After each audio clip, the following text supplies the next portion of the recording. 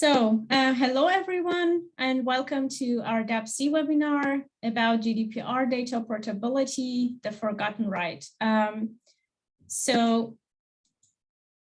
name is Najma. I'm the researcher and project leader at Fraunhofer IAIS. I will moderate today's webinar.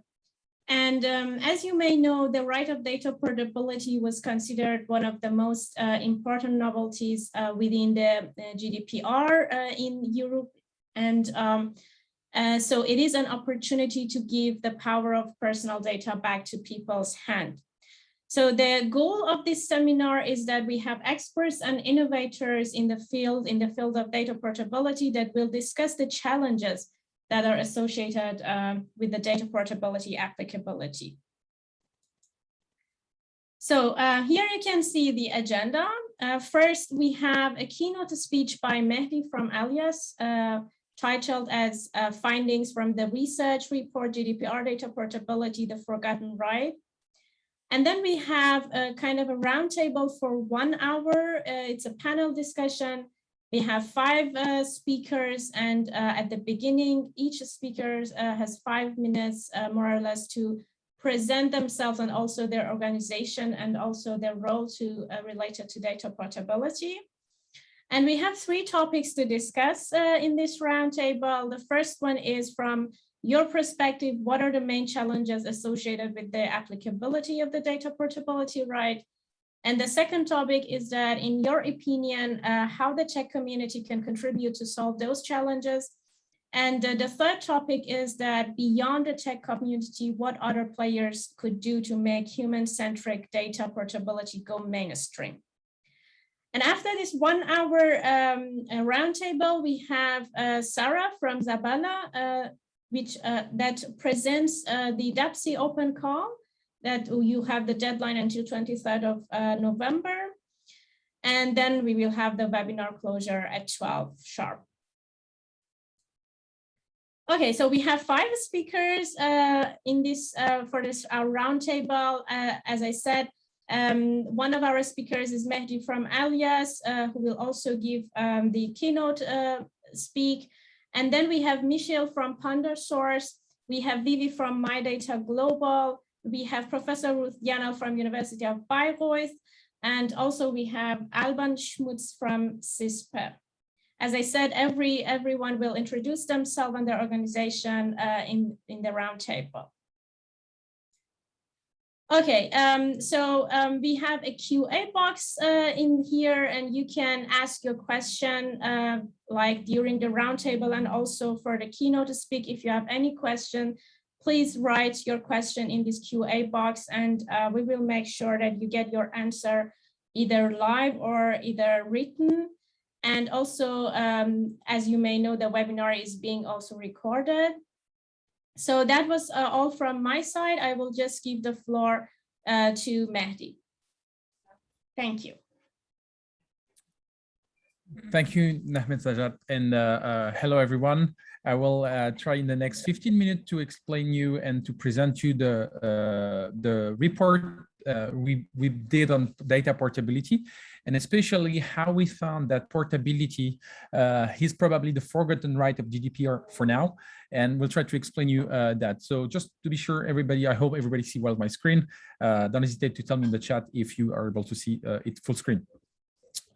A little bit about me. My name is Medjaoui. You can follow me on Twitter at Medjaoui, or to reach me on Mehdi@gdpr.dev. I'm the founder of ALIAS, a company that has been supported by the first DAPSI open call, who, let's say, transform GDPR clauses into code to implement it into application. So you can have a regulation inside the code, and so to be compliant by design directly. I'm also the founder of API Days conferences, the main series of conferences on APIs and data portability in a general sense.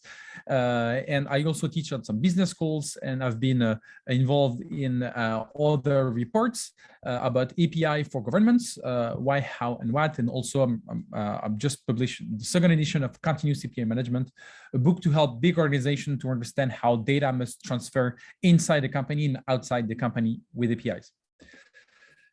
So to set the stage about this report, let's say portability had huge potential. We are all here at the open call of DAPSI because we are aware of that. First, for citizens, mainly because it enables convenience and choices. If you are not locked into one platform or one vendor, you can move and change freely. That's one of the good part of competition. It's that that gives users the choice to decide of the solution they want. It's also about the level of access. If I have all my data stuck in one platform and I don't use it in another platform, I lose a lot of user experience, a lot of customer experiences that I could benefit from. So for citizens, portability is extremely important. For businesses also, when you're not the major platform that lock people, data portability is great because you could use the data capital stored by users directly in the main platforms to actually innovate, develop better product, better customer experiences, make better choices, make better recommendations, and actually have a fair competition happening, right? And because of this data capital that you import, you can fund in the sense your growth based on users' data with our consent, of course. That also can mean at some point some extra revenues because of better decisions and better recommendations to enhance customer experiences. For the market and the society at large, yes, fairer competition, more equal opportunities, avoiding one winner takes all is, all economists agree on that, is better for a fair data society. So for citizens, for businesses, and for the market, we can definitely say that portability is extremely important. Just an example, we made a small number calculation on Facebook Facebook data value. So if we divide the revenues per regions per the number of users, we get approximately $152 per year per user in the US, 58 in Europe, and 31 in average, and 10 in the rest of the world. If we consider the company valuation, and when we know that Facebook is 98% based on ads, so based on personal data, we can estimate that the capital value of the data stored for an American user is $1,294. For a European user, it's $494, and it's $85 for the rest of the world. But just to give you an idea, just imagine this capital could be used for other companies and other platforms to seed innovation and to seed competition. That would be extremely fair. This is today the map of the current countries who have data portability regulation coming or already in place. So it's really worldwide. 2/3 of the population is already under a regulation that involves portability at some point. But the main issue is that when you will have portability, let's say you take all the Facebook data for portability, you have this $1,200. The problem is that you don't have the same business model as Facebook. So you will not use the data as in a performant way as Facebook does, because their data model is designed for their business model. So if your business model is not like theirs, you may lose some value when you import all the data. Also, because Facebook gives you just a part of the data they have, the data provided by the user, we will see that later. There is also a gap of value that lowered the value you will receive. And there is also the integration cost, the fact that you will have to integrate Facebook API and data inside your system, spend some developer time, and incentivize the user to do the portability. Let's say the value can be really lower, but the goal of this study was to see if it was worth the fight to try to do it. So we did a survey on 50 citizens where we gave them all support, legal support for free. So we had 3 lawyers full-time for free, dedicated to help them get their data back, right? About portability on all the data they want, all the providers they want. That we reached a total of 230 companies. Funny enough, sometimes they didn't have an idea about where to find data. They just had few, maybe a dozen platform, but they didn't have any idea about who else had data about them. To sum up the study, it doesn't work. It does not work yet, and we will see why. And actually, it doesn't work for 6 reasons. So let me present you the 6 ways GDPR portability is broken for now. The first one is that personal data was most of the time transmitted as an empty file. You know, in the regulation, you have the definition called data provided by the user. So, but it can be really controversial when you come into discussion with all these companies, because are my clicks provided by me? Is my location provided by me? Does the playlist I listen, my listening on whatever Spotify or Deezer or music streaming are provided by me? Is it passive data or active data? So let's say a lot of companies, actually most of them, have a really strict and narrow view about the data provided by the user, which is most of the time just what you typed on a keyboard, what you typed and uploaded on the platform, or the file you uploaded were provided by you. But all the passive data always must have not been included in the data provided by the user. So it's really narrow in terms of value. One example is the friends list. When Facebook considers, just an example, but Facebook considers that the identification number of your friends to find them on the network does not belong to you, even if you are actively validating them as friends. So you are doing the action saying, yeah, this person is my friend, this person is not. They consider that, yes, this action is not provided by the user, so this just give you your friend's name. But if someone else has the same name on the network, you can't make any difference, or if they change their name or whatever, so you can't find the data back on the networks. Just one example, but there are many, many others. The second one is the personal data was sometimes considered too difficult to provide. Most of the companies said, yeah, it's too difficult to give you the data you ask because we don't have access to it in our systems, or because if you ask the data to be transferred to another data controller, we consider it's not secure. So for example, half of the study was based on asking the data to be shared to a Dropbox account, or a Google account, or any cloud provider where that can store data. Most of the time they say, we don't know this service, or it's not secure for us, or we don't have the security measures, so we can't do it. Just an example with WhatsApp. So WhatsApp, for example, considers too difficult to send you data to any third party that you ask them, or to give you data because they say it's anonymized and it's encrypted, but they have actually a system where you can back up your data to Google Drive. So when you ask yourself via GDPR to have your data transferred to another cloud provider, they say no, but they have directly some systems to when you can back up your data to one selected provider. So again, it's a false claim because they do it already. The third one is the data provided was most of the time not transferred in machine-readable format. The regulation obliged the data to be transmitted in the machine-readable format, like can be CSV, can be JSON, can be XML, can be whatever machine-readable format. But we received so many PDFs and so many Excel, which is kind of machine-readable but not open, which is a proprietary format, that we were quite disappointed. We asked, for example, just an example here, one of the main French bank, when we asked data, they gave us like this beautiful PDF, which is, I don't know if you can hear it here, but portability right with a PDF. That's definitely not what's the regulation obliged to do. The fourth one was like the personal data was delayed from being provided. In the regulation, you would just have 30 days maximum to send the data.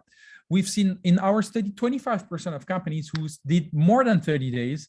The maximum was 4 months, so it was 120 days, and some companies actually never answered. So it's still running right now.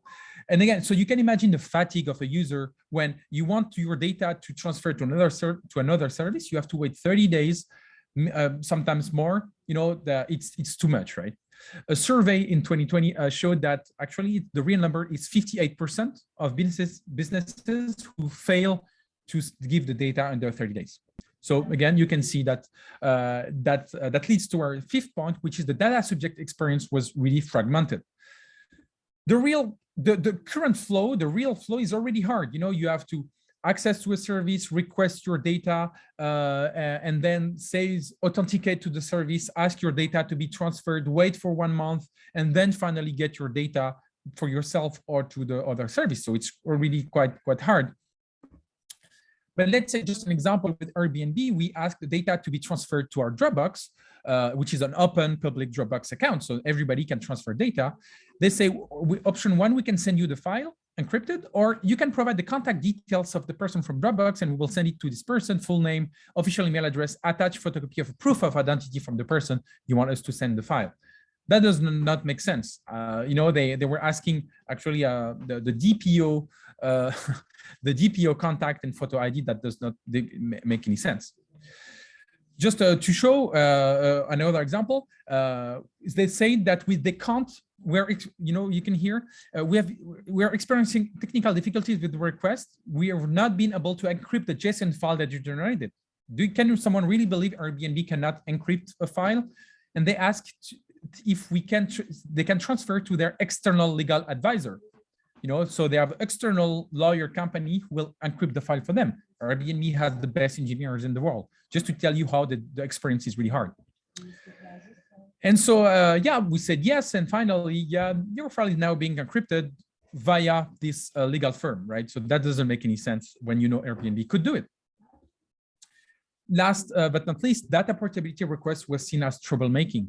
We've seen that in 4% of the case, so almost 10 cases of the 230, companies threatened to close the account if you ask your data from portability. They were considering that if you ask your data, it's mostly because you want to close your account.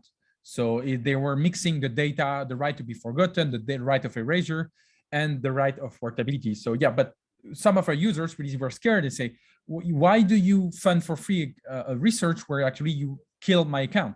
You know, so that gave a lot of troubles on our lawyers to conduct the study, because they were saying, yeah, and the users would say, okay, I want to stop immediately because you're closing my account because of your portability demand. That does not make sense. So on the 48 people who proactively volunteered to get all their data, and in communities where actually people really are, let's say, privacy aware and really want data back, only 7 at the end were kind of satisfied about the data they received. One important point, one more thing, no fine has been done for portability over the last 3 years. Even with the recent fine, 1 billion euros have been put, but 0 euros for portability. So that's also, nobody's scared about portability. And for the 3 minutes I have, I will just mention the 10 solutions we found for that, and we will be glad to share it with the panelists for discussion. The first is education. Of course, you know, with phone number portability, everybody understands that we could transfer a phone number from one carrier to the other. Even government made advertisement on TV to say, you know, you will be able to transfer phone number portability. It's the law. Why we don't do that for personal data? The second one is simplification. You know, why we don't invest into a process, a user experience process that constrain company to make it extremely simple, you know, and oblige company to do that in the law. So why not going to that work? The third one is standardization. Why we don't have a specific certification that enable companies to know that they're doing portability right? Just an example, the MyData operator, which is not officially by a government, but it's a certification that knows that company can actually do the portability in a way that's fair. The fourth is to develop alternative models. You know, one vendor who locks everyone into data, why don't we invest into data commons, data cooperatives, data trust, or other governance models where actually when a user comes into a company that signed up to a data common initiative, they will know that in this common, we will be able to share data in a way that's more easy. The fifth is to facilitate and build the transition. You know, we need to fund the transition. So the NGI DAPSI, third open call is for that, Mozilla Foundation also, and we can see other companies that have been from recent cohort helping in do that. The sixth is to join effort as a community. So MyData, Privacy International, Mozilla, None of Your Business, Digital Commanders, and many others are actually fighting for making portability a case. So you can join them, and as a group, we will be able to put some pressure on policymakers and businesses to make portability a reality. Last 3 points, the more technical, but let's say the goal would be to mandate APIs. You know, for now, we just ask files to be transferred and downloaded. But if we have mandate APIs, we will be sure that it will be through an automated, machine readable, and that interface that programmers love to build application with. So that will be easier. And you can see in the PSD2 regulation, so the portability in banking, we mandated APIs, and actually it works quite well. 20% of European citizens have benefited from portability thanks to this regulation, the fact that you can share data from an account to another account. Why don't we do that not just for banks, but for all platforms? And actually, the recent Access Act from the US, the Augmenting Compatibility and Competition by Enabling Service Switching Act of 2021, used the word API to oblige company to do interoperability. And even the Electronic Frontier Foundation say it's a step towards a more interoperable future. So another point, create a case for GDPR data portability fine. No fine has been made. So I invite any local national data authority to try to pursue one of these 200 companies who did not respect portability and to have a fine. So that will be a case that will scare some other companies to at least respect portability right. Last 2 points, it's to disincentivize data retention with the digital value added tax on data. It was a proposition from the French ministry 7 years ago, but it's still valid. If you don't do interoperability in a way that's fair and that's human-centric and that's easy, you will have to pay a tax on the data you keep for yourself. It can be complex to set up, but at least it will disincentivize people to have data retention, at least giving the data to the user, giving the data back to the user, right? And the last one, and I will finish almost on time, is to impose what we call API neutrality for platform monopolies. The fact that at some point, that we did that with Microsoft 25 years ago on antitrust, with APIs that they were not being fair with Windows APIs. We could claim that some platforms which are monopolies needs to have APIs in a neutral way. That means that if as a user, I want my data, I have the same access that if a third-party partner or application want access to the data. I will finish on this, but just imagine on most of the platforms, if I register an application as a developer and I ask data about myself, I would have a lot more data than if I ask my GDPR right of portability. So that's completely not fair. And that makes no sense because the business relationship will give more data than the law. That's not possible. So let's discuss it in a panel. And if you want more, the full report, you can go on alias.dev/pages/report to have a full download of the report and see the full study. Thank you very much. And I will be glad to let the panelists, me included, have this discussion on this topic. Thanks, Mehdi. Very nice presentation. I don't see any question in the box, in the QA box. Do we have any questions from the speakers?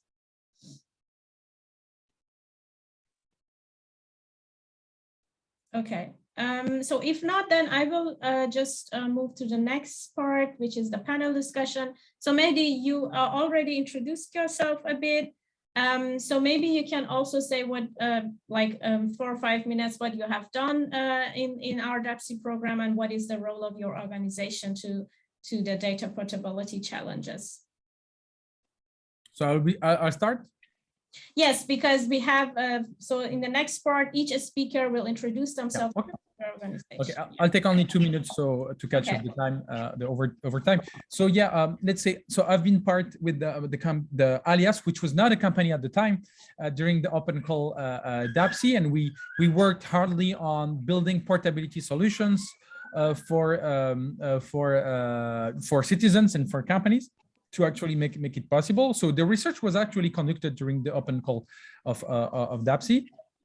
And yes, and we found that it was not there yet. So we finally pivoted into building tools and to enable companies and people to have portability right directly possible by transforming GDPR portability rights into code elements that company can put directly in their systems. So when someone requests data, they just go where the sensors are, and so they know exactly where's the data, what is the data provided by the user, and be able to download it in a takeout as a service almost immediately. So this is finally what we found. We wanted to do it for citizens, but the company were not ready, so we finally made a tool for company to make it ready for citizens. And so I've been an entrepreneur in this data space for a long time, and now it's a company. We raised some money, and thanks to the DAPSI open call, and that enable this this sparkle, you know, this first fire, and we hope we continue to do the work to make portability a reality. Thank you. So let's move on to the next speaker, Michiel. Please turn on your camera and introduce yourself and your organization. Hi. Yeah, my name is Michiel de Jong. Thank you for the opportunity to be on this panel. I'll briefly present myself and my a perspective on the topic. I am the founder of PonderSource, which is a small high-tech nonprofit where we focus on federated data architectures. So we work on open cloud mesh, science mesh, PEPL e-invoicing, and federated bookkeeping. And the point I'd like to make in my 5 minutes is to look a bit further in terms of automation. So in Mehdi's talk, there was he made the point about you can request your data from a service, which is a lot of manual process, and then you get a data file, which might even be a PDF.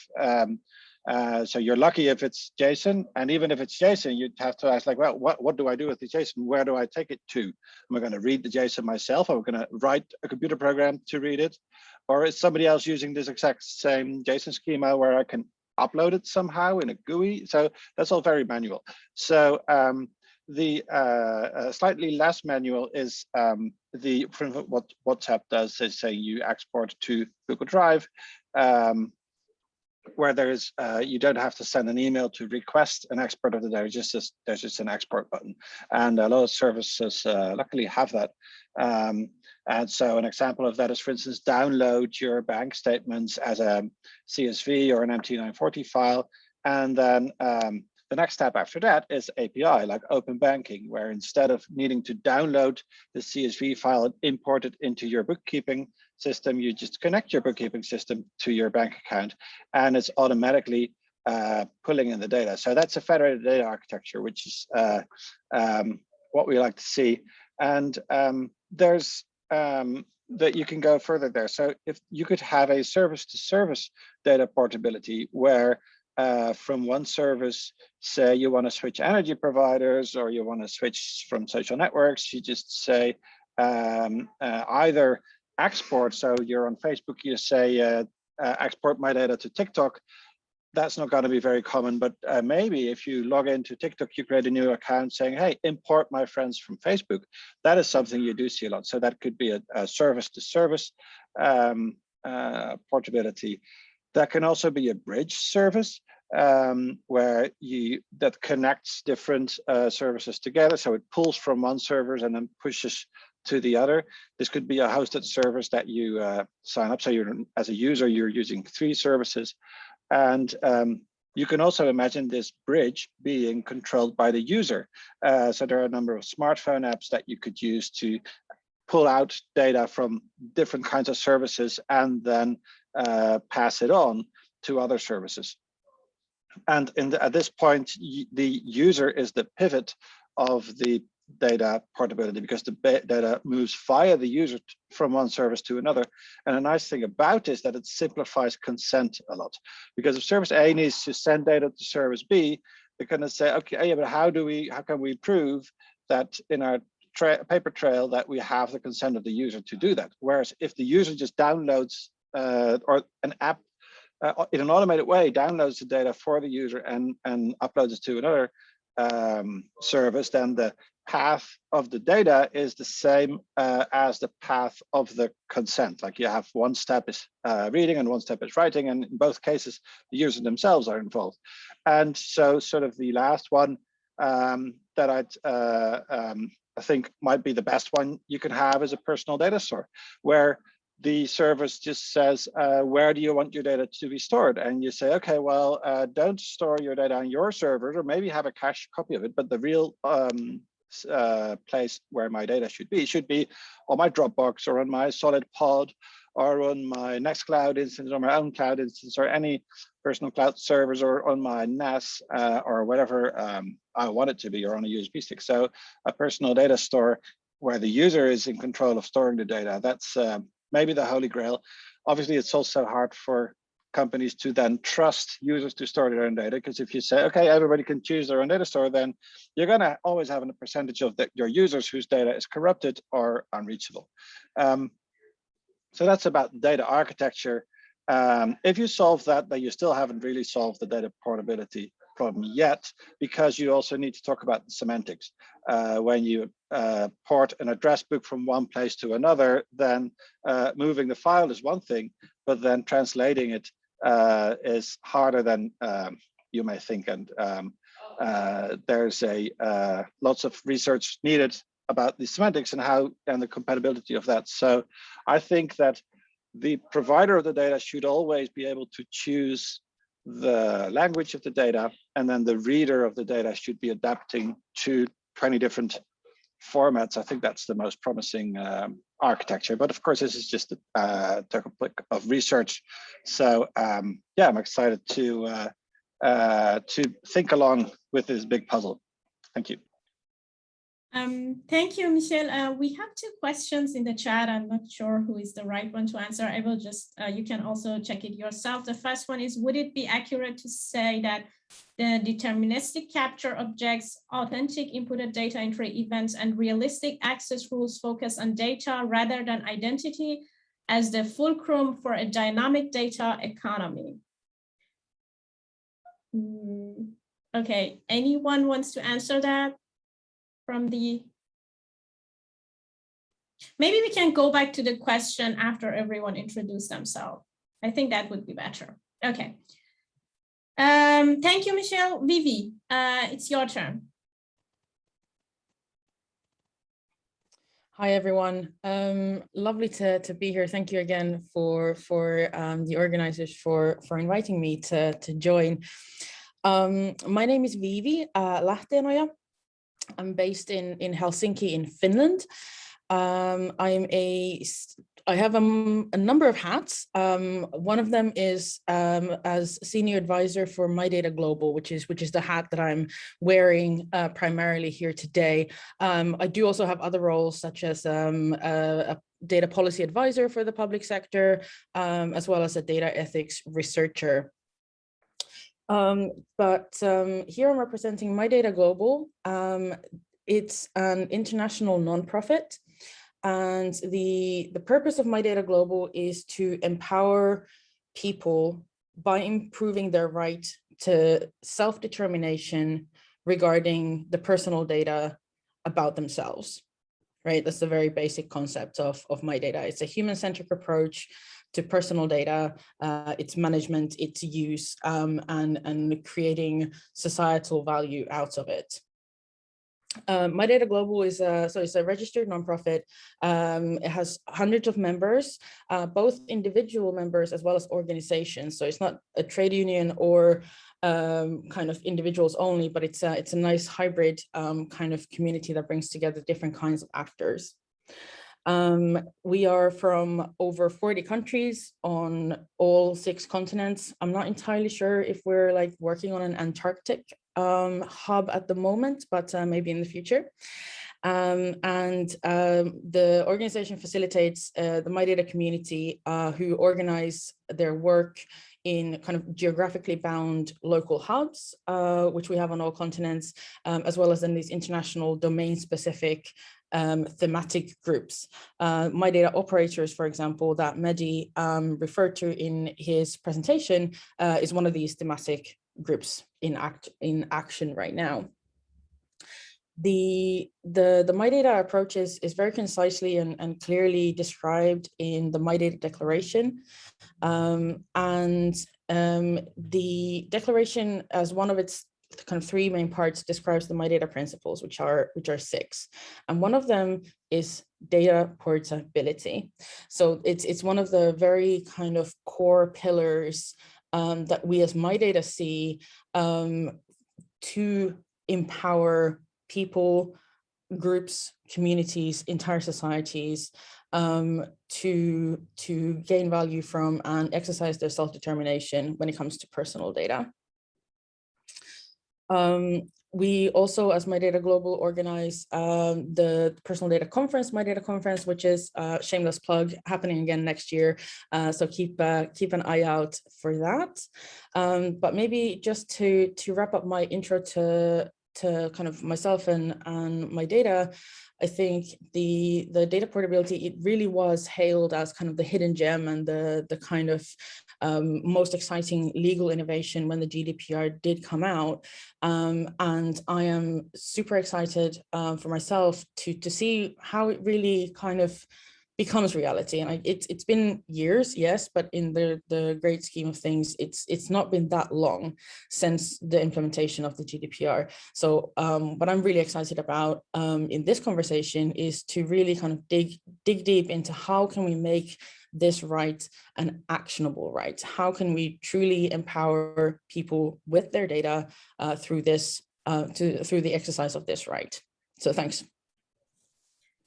Thanks, Viivi. Yeah, meanwhile, we have some questions in the QA box, so feel free also to answer those if you think you have the answer. So let's move on to the next speaker. Ruth, it's your turn. Hi, everyone, and thanks for asking me to join this very interesting talk and group today.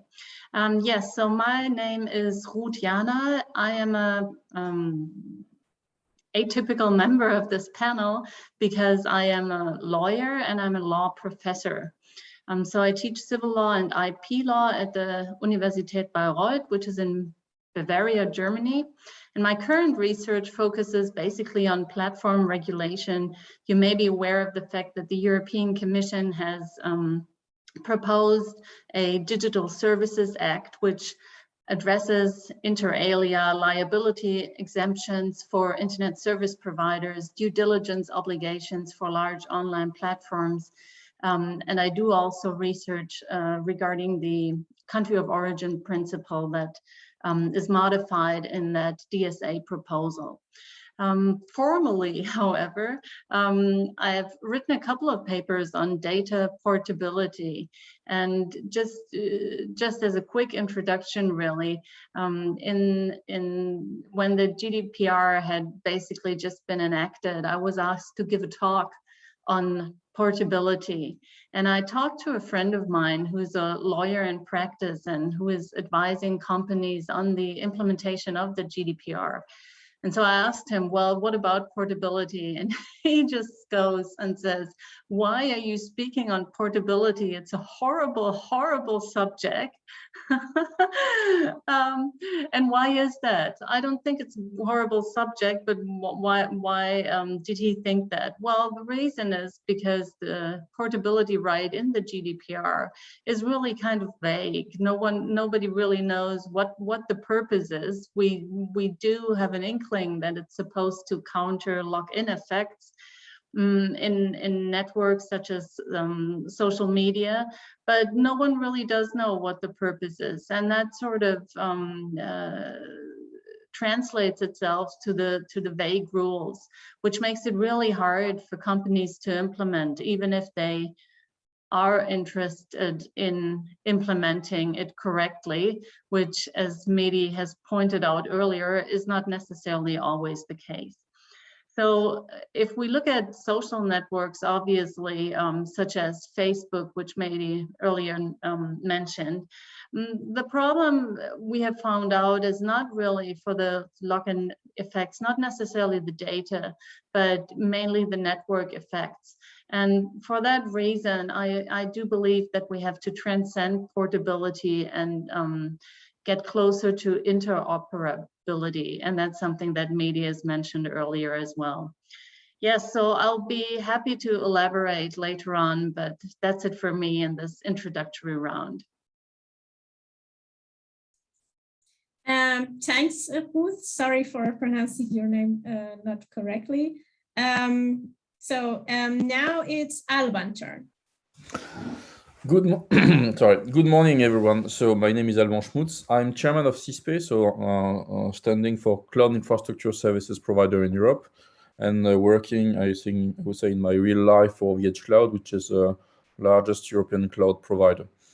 I would say regarding CISPE, what we do in that field is CISPE has developed already several years ago the first data protection code of conduct regarding infrastructure as a service layers. So this is a job of the work of the members of CISPE, so the infrastructure layer, so building data centers, putting servers inside, and make this available to our customers, which are providing, I would say, software as a service to their customers or managing their own infrastructure, etc. In that frame, so this is something. So we published that code of conduct, embedding all the GDPR principles back in September 2016. So it's quite some time ago. And now that code has been approved by the European Data Protection Board back in May of this year. So it took, I would say, almost 5 years to get to that point, especially due not to, I would say, the content of the work, but the fact that to have an official approval of a code of conduct, first, the European Data Protection Board had to be in place under the GDPR. So it means the GDPR needed to be into force. So it took us 2 years since we needed to wait for May 2018 to have the GDPR in force. And then the European Data Protection Board had to decide upon its own processes to go for this. So we are very happy to have the first GDPR Data Protection Code of Conduct approved at European level for infrastructure services, but it took, I would say, quite a journey to come there. Maybe a few things regarding this. So CISPE is doing is working on other topics, all related to cloud computing. We are working on fair software topics related also to the DMA topic that has just been, I would say, discussed a bit. So maybe we'll have the opportunity to come back to on that, but also on security layers, on climate neutrality for cloud computing and many other stuff. So just to come back to the topic of data protection, which is a topic of today. So the CISPE Data Protection Code of Conduct, for those who wants to look at this, it's available on the CISPE.cloud website or on codeofconduct.cloud website. In fact, it's going beyond GDPR on several things. And I just want to mention 3 of them. First is that through that code of conduct, so services declared that that code of conduct, providers agree not to use customer data. So that's something very important, and everything is monitored and verified by third parties. So this is something very important here. So the second thing, so since I think this is the value of infrastructure providers, not to check, I would say, the customer data or whatever happens here. The second point is that we give the possibility to customers to choose and process data exclusively in Europe. So that's a question of also, I would say, it's jurisdiction and that are applicable. It is not necessarily the question behind portability, but I think it's linked also to be able to keep really the data under the jurisdiction you want to have them. And the third point, which is an added value also of the code of conduct, is that the users is guaranteed to know precisely the location where data are stored and processed. So you have the freedom to have it in Europe, not only, but you can also choose where your services are run. Is it in a data center in Strasbourg in France, or in Kehl am Rhein, which is a few kilometers there, but in Germany, and it's not the same jurisdiction. So we are adding value on that, on the GDPR side. And so that's also the job of CISPE to bring value here. So I stop here for the presentation of the organization, but basically we are gathering more than 30 cloud providers operating in Europe, not only European cloud providers, but mostly, and which are located in 14, I would say, so we're headquartered in 14 European member states. Okay, thanks, Alban, and thanks everyone else. As you can see, there are some questions, and yeah, thanks Michiel and Ruth for answering those. Let's then start with the first topic. So I will start from you, Mehdi. From your perspective, what are the main challenges associated with the applicability of data portability right? So I tried to share some about the reality of what's happening, but they're on the three, unfortunately, they're on the three layers. On the technical side, interoperability is not there yet. Let's say there's many data format, many API design, many security measures that needs to be taken. There's so many reasons. On the technical side, it doesn't work yet, but it's worth trying. On the policy side, again, the definitions are not clear enough. They are provided by the user is how the data should be transferred is not clear enough. The mandate of using APIs for interoperability is not there yet in GDPR portability. So on the policy side, it's not clear enough. And again, no fines has been made on portability, even to say that you should actually do it because we monitor it. So it's not the case. And let's say on the mindset side of businesses, it's not there yet, because even companies see the interest of keeping the data for themselves, but involving, because of these technical issues and political issues, the business is not aware yet about the fact that I could use my competitors' data because my users could import it to enhance the experience on my side. It's not there yet because it's on the technical side and the policy side is not backed enough. So the opportunity, the cost to do it is higher than the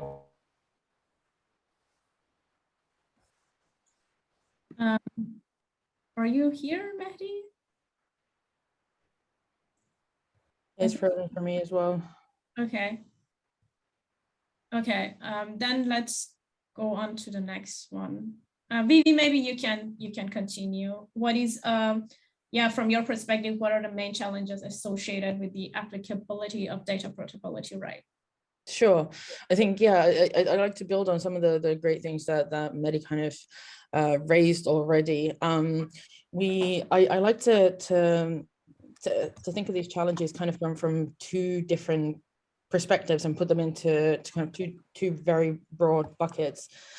So one perspective is obviously coming from my data background is to look at the individual, the person whose data we're talking about here. So in GDPR language, the data subject. And in my data, we've taken to calling these front stage challenges. So these are things like that the tools to actually exercise this right to data portability, the tools are either not available at all, or they're not simple to use, not simple enough, or it's not immediately clear why you should use them in the first place. Like what's in it for me as an individual. So these are the kind of like front stage, like person facing challenges that I see. And then the second kind of large bucket that I see is something that we in MyData have taken to calling backstage challenges.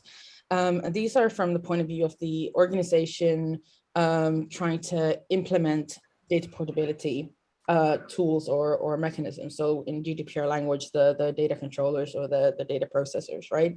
And these can be in terms of, the business model, service portability, lack of awareness of the business potential of implementing portability mechanisms, just like Mehdi was saying right now. They can be legal, they can be questions of security and privacy. Also, like Mehdi highlighted, this incredible uncertainty when it comes to regulation, how it should be interpreted and implemented. We also have kind of backstage challenges when it comes to just the tech, data compatibility, interoperability, standardization that's still in process or not widely adopted, and so on. And finally, we also have these kind of larger societal ethical challenges. Basically, this mind shift towards more data sovereignty for people themselves with their data, issues of transparency from an organization's point of view. So that's kind of like my analysis. You have the people facing issues, and then you have the organization facing issues, and they all need to be addressed in some way, not necessarily by the same actor, all of them at the same time, but rather as a community, as an ecosystem, we can each kind of like tackle bits of this and together kind of find mechanisms for addressing these challenges. Okay, thank you, Viivi. Mehdi, sorry, you got disconnected. Please continue. Yeah, I was finishing. I was just saying that as long as the economic incentive opportunity will be lower than the cost, the uncertainty, and the technical challenges, portability will not happen. So let's make policy certainty more clearer. So to avoid that, and let's make the technical cost to integrate lower, to have the economic incentive be worth it again. Thank you. So Michiel, I think you talked about service portability when you were introducing your organization and also your works. Maybe you can also answer this question in the chat, that getting the data is the first point, but the standardization of the data seem a bigger step to achieve. Do you have any success on getting standardized data? And also, I would like to know your idea about the data portability, applicability together. Yeah, so I think that is part of the main, it's one of the main hurdles, is the standardization of data formats. There are obviously always going to be services who don't want to offer data portability, and the only way to convince them is with legislation, probably. But I think there are also a lot of services that do want it, because they see how it values, how it makes it easier for people to switch to them, and then they say, well, if we have a good product that makes our customers happy, then they'll stay. And if they're staying because we're locking them in, then we're just basically fooling ourselves, thinking we have a good product, but really they're just, they're using us because we're the only thing that they can, because we are locking them in. So there are a lot of services that do want to offer data portability, and there I think one of the main hurdles is that openness is almost inherently hard to organize, because for data portability you need to create something open protocols where everybody agrees, and so that means that nobody can say, okay, this is the format we're going to use, and then some people do it differently and independently, and it automatically gives incompatibility because of the decentralized organization of the work. So that's where I think DAPSI is so great, that it just centralizes a bit of money to innovators who can then work on, okay, well, let's propose something that will work, or get the people together to agree more, or create translators, or compatibility between different formats. And I think for the path of data portability and for the schema format of the data, I think DAPSI projects are a big part of the answer, hopefully. Okay, then you would say that we had success on getting standardized data. Okay, thank you. Then Ruth, please, I would like also your opinion for the first topic, your perspective about the main challenges associated with the applicability of data portability, right? Yes, Mehdi and Viivi have already highlighted parts of it. From a legal perspective, obviously, the main problem is legal uncertainty. The rules are relatively vague. And if I can just touch upon some aspects that Mehdi has already mentioned, he was talking about the question whether data that has been collected or observed is data provided by the customer or by the data subject, as Article 20 GDPR mentions. And that's something that we don't really know, right? I would argue, yes, data that has been collected is also data provided by the data subject, but really only the European Court of Justice will give us a definite answer. So that's a first issue where the law is just simply unclear. Another huge problem is the question of how to safeguard the rights and freedoms of others, as the provision provides, because obviously, as we are moving towards the Internet of Things, or even now as we're talking about social media, there is a huge amount of data that relates to several people, not only one person.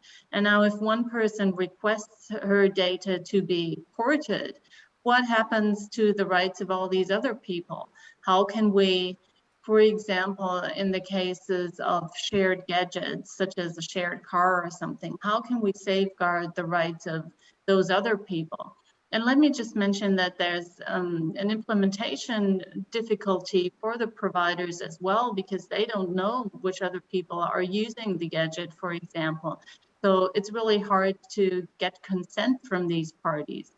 I mean, Mehdi has highlighted earlier how difficult it can be to get portable data from providers, but part of the reason also is, I mean, it's not always bad faith. Part of the reason also is that companies are just not certain how they can safeguard the rights of others. And at least in German literature, there are people that are saying, if I get a portability request as a company, I need to advise the data subject on risks that arise through the portability, and I need to make sure that the controller that the data is ported to is adhering to data protection laws.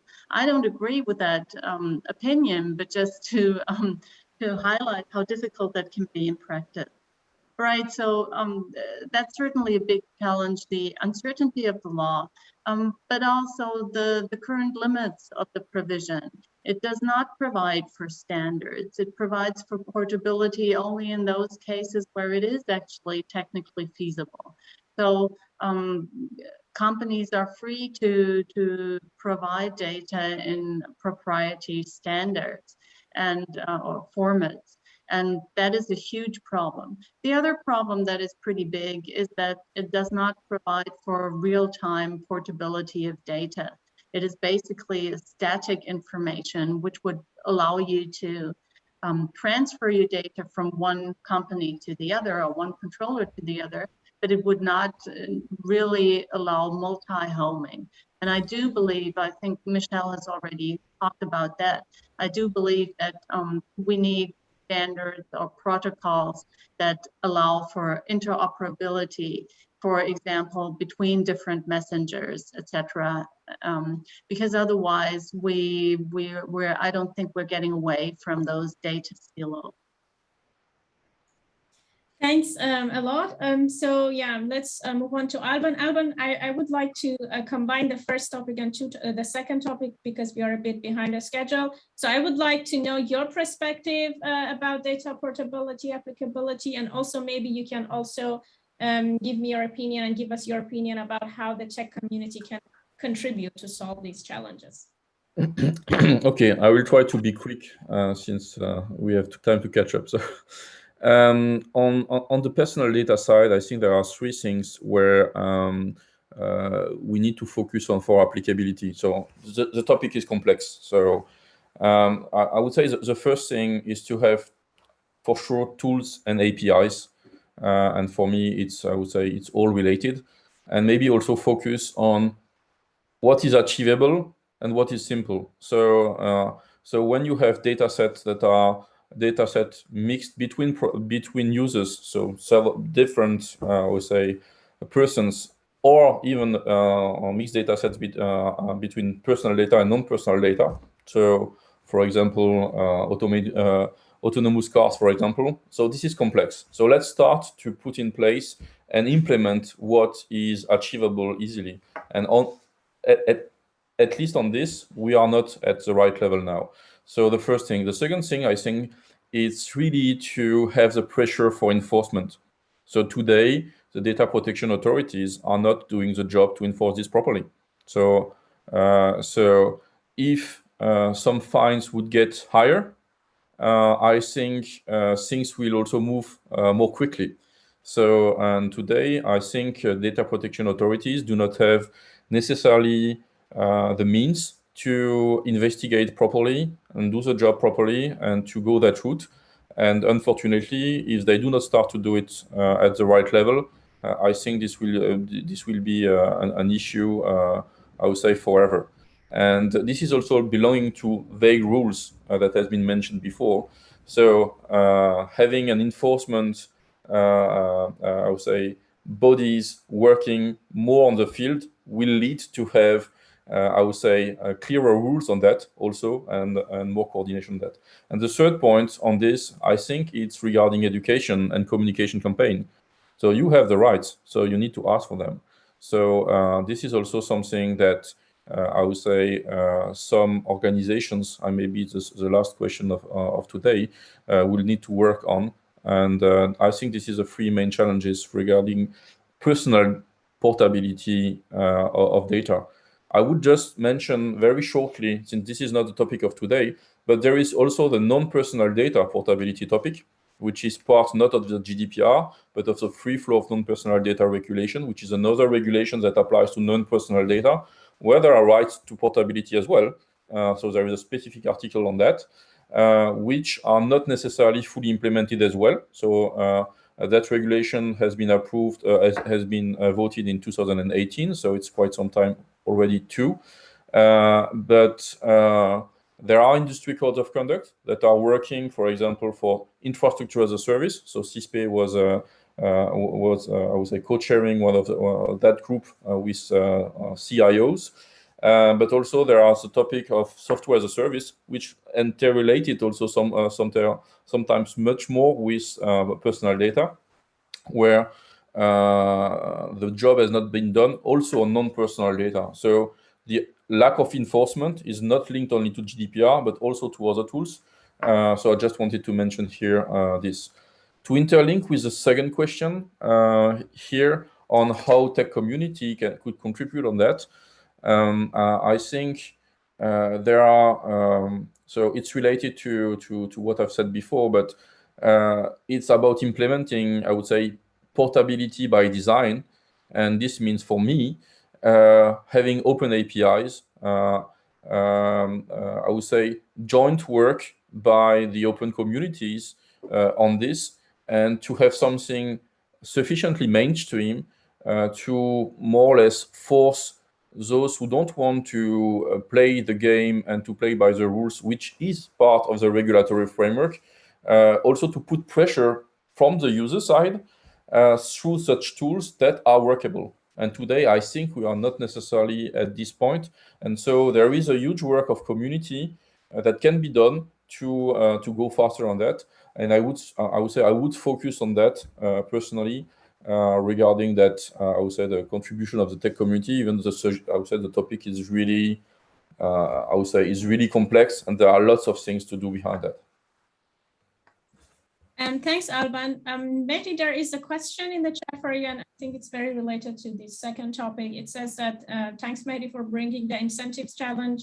How and who should drive, manage, propose, control, so all the slash between these words, the incentive and create attraction to promote successfully data portability? So the incentive is always about users, and you know, the end user needs to see value into the portability. Just an example, we've seen some communities who really love portability, and again, there's so many others. But for example, a lot of people who rent apartments can be sometimes on Airbnb, but when they go on another platform, when they want to rent their apartment on another platform, they lose all their ratings, they lose all their comments, and they lose all their past, whatever, history. So yeah, they will love, because it means money at the end when you rent something with a better history and better ratings than others. We've seen also with influencers, when they go from a social network to another one, they want to have their followers coming, or their community. So it's always about the incentive, and it will happen only if you have the user on your side. And then if you find a huge incentive on the user side, it will compensate the technical issues or the user experience issues. But the lower you will find these user incentives, the lower you will give the opportunity to have portability worth the thing. So again, my point of view is that focus on the user, focus on where the end user wants the data to be portable. And when you will maximize this need of a user and you will identify it, that will be the first places where portability will happen. And I would just mention one thing. Portability is actually happening at large scale, but it's non-user centric. You know, with APIs, Facebook has millions of applications that with the portability, Google has millions and everything. Portability works, but it's always in a business context, in a platform context, under platform rules. It does not work yet in a user-centric and citizen-centric way. That's what we're talking about. So when the incentive on the business side works, because when I use a login with LinkedIn, I import all my network to another platform. Yes, it works at scale. We didn't have these user-centric incentives enabled by great customer experiences that will make the GDPR machine-readable file with 30 days notice happen, unless the regulation change. Yeah, we need to find, but focusing on the user will be the only way. Okay, thank you. Michiel, what is your opinion? What tech community can do? I appreciate if you give us your opinion in 2 minutes. Cool, yeah. So I think you can sort of divide it into incremental things that the tech community can do and like moonshot things that the tech community can do. And I think we probably need both. There's when you have like this vision, like, oh, you know, this should be totally different and we should just use this invention. And then if the whole world uses it, you know, then the problem will be solved. That would be a good example of a moonshot approach. And we need those because if you imagine the perfect world, then you can know where we need to go. And if you just only do incremental things, then sometimes you can lose the bigger picture.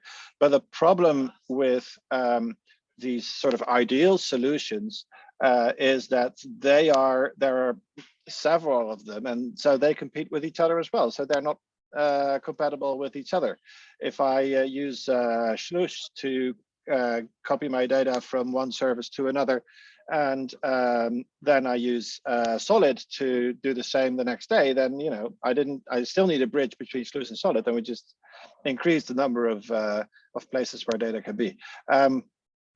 So I think a many-to-many approach works best. So if you sign up for a new service, then you want your data to go there from data sources. And if you think of it as in terms of data sources, then you automatically have an architecture view where, okay, you need to fetch the data and then you need to interpret the data.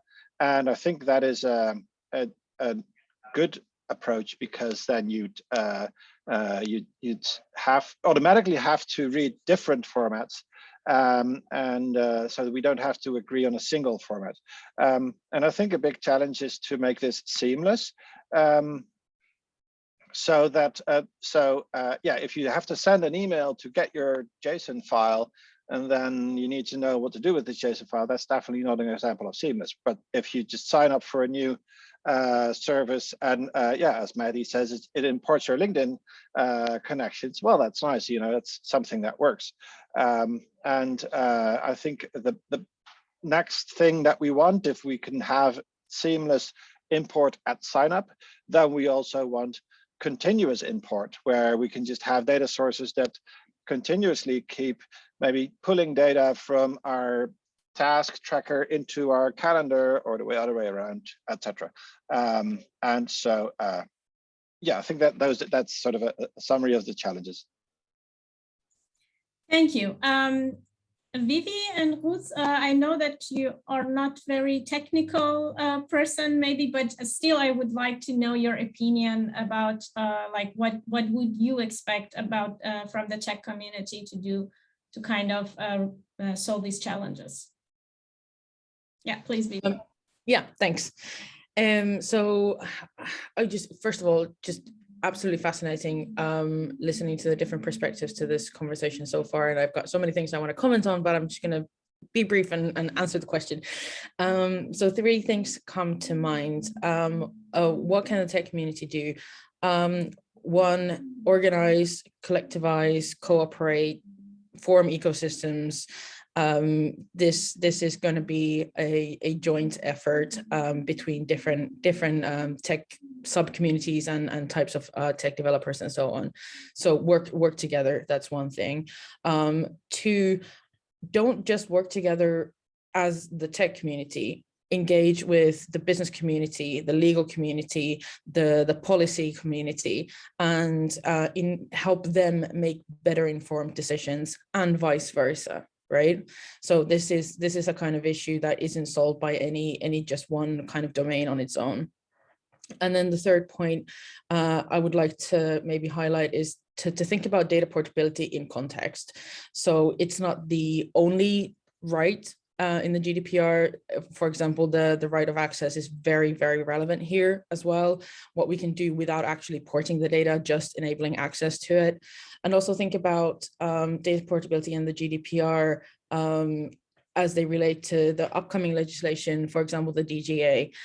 So what can we do with data intermediaries to kind of build these bridges like Michiel was mentioning as well. So data portability, fixing data portability on its own will be fantastic, and it's not going to solve all the things that we all know that need solving in the world, right? So think about it in context as well. Thanks you. Ruth, I think Viivi mentioned that, the tech community has to kind of contribute and cooperate with legal community. Maybe you could also give us some insight how we can go toward that goal. What's cooperation? Yeah. Well, by holding talks such as this one. But I really do believe that we need to, there should be put pressure upon the legislator to actually adapt the current rules, because I do think it is deficient in several ways that I've already highlighted earlier. But maybe, obviously, Michiel and the others are more qualified than me to speak about interoperability.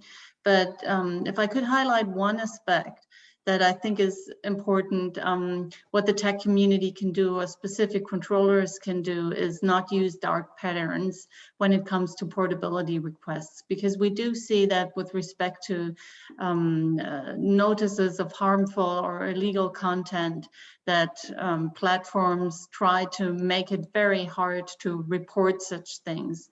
So to have patterns and user interfaces that make it really easy to engulf on portability requests, that would be an important step as well, in my view. Great, thank you. So let's then move on to the last topic, and we have just 7 minutes. So I would just like to ask you to be short. But let's start with Alban. So beyond the tech community, what other players could do to make human-centric data portability go mainstream? So I will start with something that is not really human-centric, but I think the European Data Protection Board and national data protection authorities should do their job there. So it's not human-centric, but putting pressure here is something that helps also to get the attention and then to develop, I would say, proper products there. So on the question of human centricity, I think Mehdi was right. This is a way to do things, having users asking for their added value, claiming for their added value.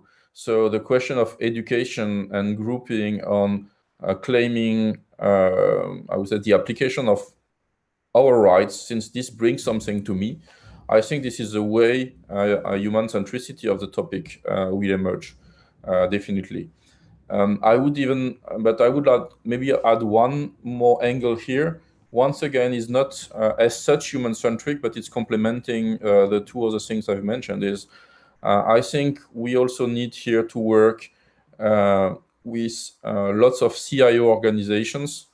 So since the development of applications, how data are collected, and it's not only happening on big platforms, it's also happening on on lots of big companies, but with I would say a smaller outreach to some extent, and working with them to have these rules and this right applied for real. I think it's something that they may be eager to, and so embedding, I would say some tier 2 platforms and not only tier 1, I think would be interesting to get more steam on the topic.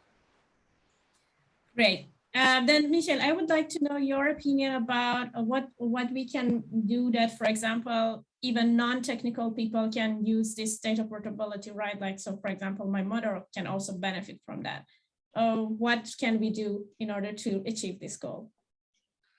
Yeah, so I think a lot of it is about consciousness and knowing that, feeling as a society that the hostage taking of users' data is not the right way to organize the internet or technology, and that what we want is a world where data is portable. And just by talking about it like we're doing now, we're doing a big part of that. And obviously, as technologists, I think all technologists should think about what do I want to do with my career? Do I want to waste my years of professional life making people click on ads, or do I want to contribute to open source projects that make the world work better for the humans and not just for the investors of some companies? So that is maybe part prefigurative action where you say, well, we will build a service. Like, even if you build an app that is about music or something, you say, well, okay, I'll build this app about music, but we're going to make it all interoperable and support data portability because that's what we believe in, and then tell people about it. And as more people tell other people about it, ask for it. Same with vegetarianism. It's more people talk about it, there's more available in the supermarkets, more people use it, there's more on the menus in restaurants, and this goes hand in hand with documentaries and consciousness about the topic. Great answer. So let's hope next year we will be vegetarian. Then Mehdi, 1 minute, very briefly, I would also like to know your opinion. Yeah, there were different questions. So what is exactly the question you want me to answer? So what can the other players do that this data portability go mainstream, that like everyone can use it? Again, it's about the use cases. It's about the entrepreneurs finding the right tooling, lowering the cost. It's a full ecosystem. It's a full ecosystem solution. Even the nonprofit like MyData, None of Your Business, and they have their role to play on policymakers when they put pressure on platforms and island authorities and stuff. So it's a full ecosystem pressure. No one has the pure solution, but let's say we all wait for this top application that will drive millions of users to do portability, to show it's possible to next generation of entrepreneur. So let's focus on the user and let's bet on entrepreneurs, and that's the goal of the DAPSI number 3. Great, thanks for the short answer. Ruth, what is your opinion, very briefly, please? Well, I don't want to end on a skeptical or disillusioned note. However, I do want to caution against expecting individual users to solve systemic problems. And I do believe we have a systemic problem here, and we can see that most of the data subjects are just, overpowered by the entire idea where their data is flowing around, etc. So I don't really think that we can expect data subjects to solve data problems, economic data problems. I really believe that the legislator needs to step back in and provide for a more extensive portability right or more extensive protocols on interoperability. And as Mehdi has already mentioned, as regards, and also Alban, as regards the enforcement of the existing rules, obviously there's a lot of players who should there's a lot of players who should step into the ring and lead to better enforcement. Okay, thanks. Viivi, you're the last one. What do you think? What can other players do to kind of make it mainstream? Okay, so I have 3 words. You have service. How do we make services and products that make use of data portability go mainstream? You make them easier, you make them better, and you make them fairer. And that will enable the mass adoption or the networked adoption of these kind of things. That's how you go mainstream. Yeah, great answer. Very, go to the point, but I think that's very important and also very hard to achieve, especially when we are competing with the big players here in the market. So if no one has any kind of questions or let's say last words, then we can go on and move to the next part. Sara, are you here? Yes. Yes, I'm here. Yeah. Okay, please go on. The floor is yours. Okay, so thank you for all the interesting speeches today. I will finish this session with some information about the coming call of DAPSI. Well, in fact, this is already open, so I will introduce it very briefly. As well, there was another webinar some weeks ago where we explained everything very in detail. So today I will go a bit faster. So, well, DAPSI is a project funded by the European Commission to specifically contribute to all these field of data and services portability discussed today. So with DAPSI, we want to foster the advance on this field, on the data portability field, with the delivery of open source results. Sorry, go to the previous slide. And how we do this.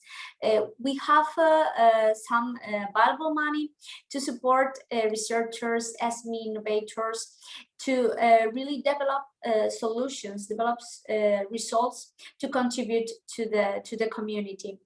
So we offer up to 150,000 euros to the teams proposing interesting solutions to this regard.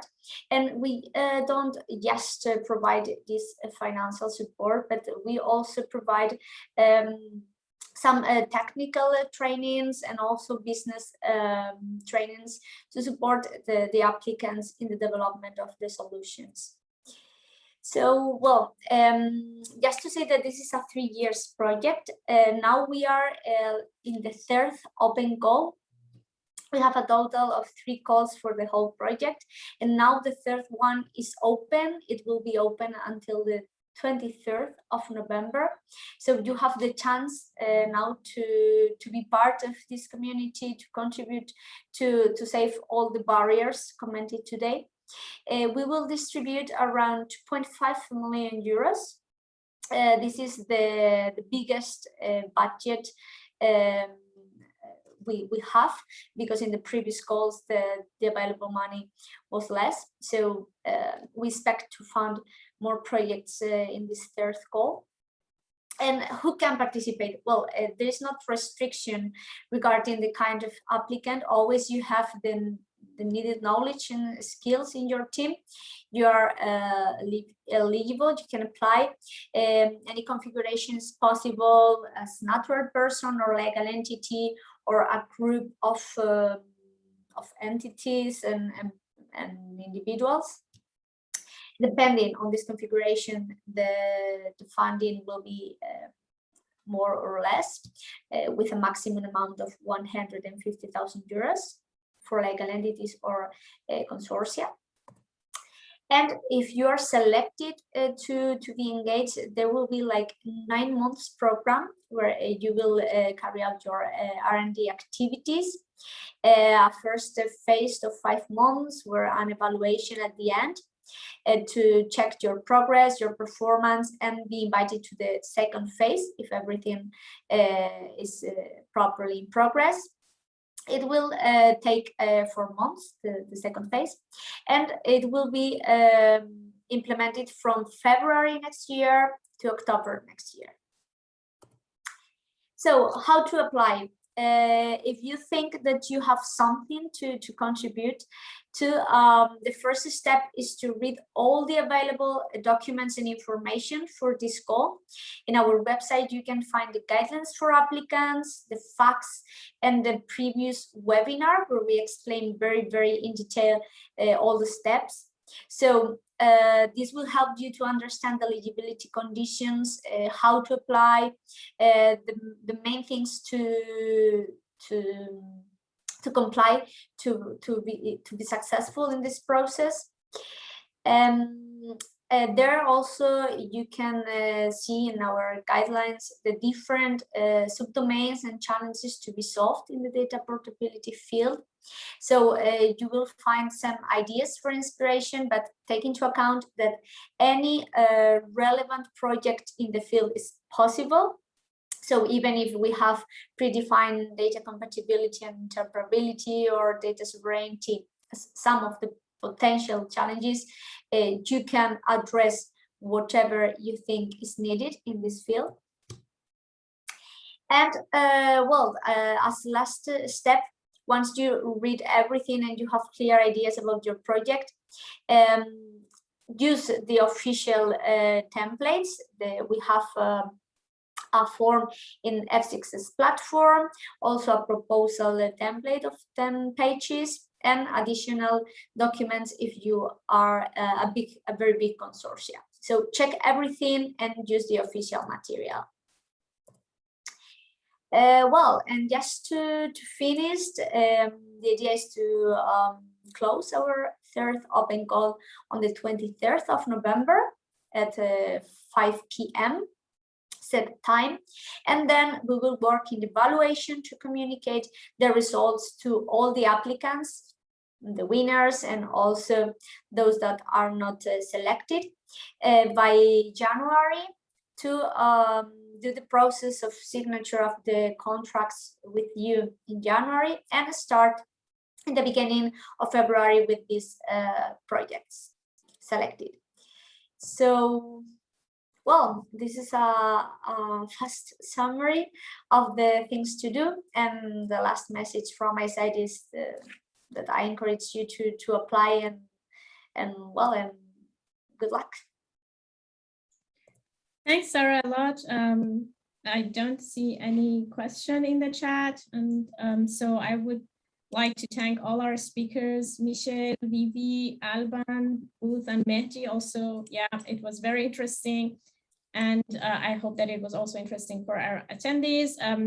I think the recording will be available. Miguel, correct me if I'm wrong, but yeah, as Sara said, please check our website, our DAPSI website. You have time until 23rd of November. And so let's make the data portability rights applicable. Then let's go to that goal together. Thanks a lot. I wish you a very nice day, and yeah, good luck. Thanks everyone. Bye-bye. Thank you. Bye. Bye-bye.